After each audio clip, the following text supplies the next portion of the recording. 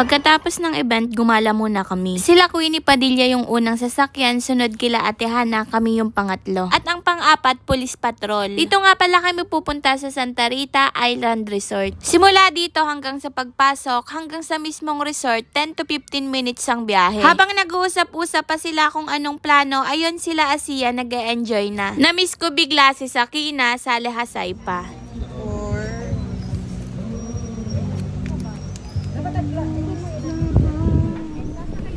Halika na.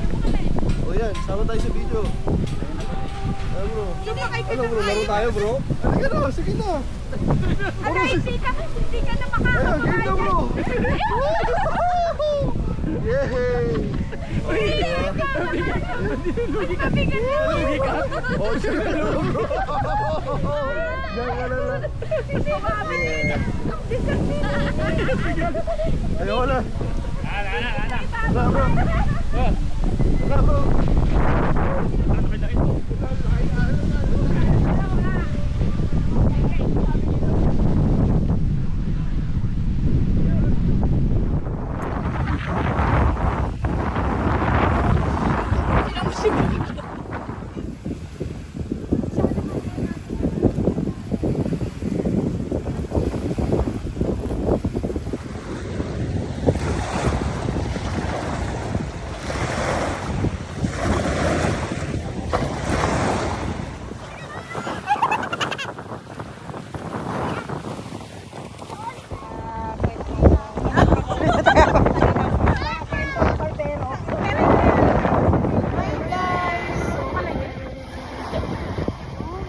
So far so good, sulit ang 150 na entrance, 100 lang pala dahil discounted ng 50 pesos. Sobrang lakas ng hangin, maganda ang paligid, nakakawala ng stress kahit pagod kami at puyat, ito talaga yung nakakapagpasaya. Yung tipong kahit pagod at puyat, baliwala kapag nakakita ka ng ganitong klase ng nilikha ni Allah.